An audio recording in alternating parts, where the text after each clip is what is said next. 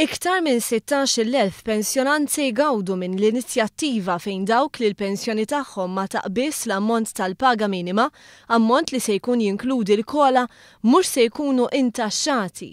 Il-pensjonanti se jieħdu l-ammont kollu tal-COLA u se jingħataw bonus ta' 35 euro fis-sena. Fl-istess waqt biex jingħataw aktar għajnuna u jsostnu l-kwalità tal-ħajja tagħhom, anzjani ta' 75 sena jew aktar se jingħataw għotja ta' 300 euro.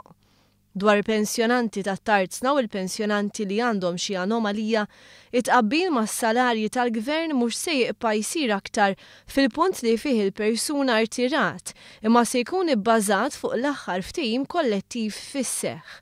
Miżura li se tolqot tajjeb madwar 5,000 pensjonant u istmata li tiswa €1,000,000.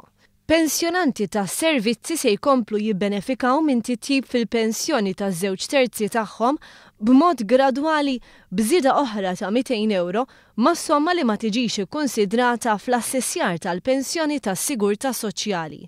Miżura li tiswa €1,600,000 euro u li minna se jgawdu mal-5,000 pensjonanti ieħor. Fl-istess waqt id-diskussjonijiet ma' rappreżentant tal-eks ħaddiema tal-port jinsabu fi stadju avvanzat biex jirregolarizzaw kontribuzzjonijiet neqsin, persuni li jkunu għadhom fl-impjieg se jingħataw l-opportunità li jħallsu sa 5 snin kontribuzzjonijiet neqsin biex jitejbu l-pensjoni tagħhom. Ħaddiema tal-protezzjoni ċivili se jingħataw id-dritt li jgawdu l-pensjoni tal-irtirar wara 25 sena servizz biex hekk igawdu l-istess benefiċċju bħall-pulizija u soldati.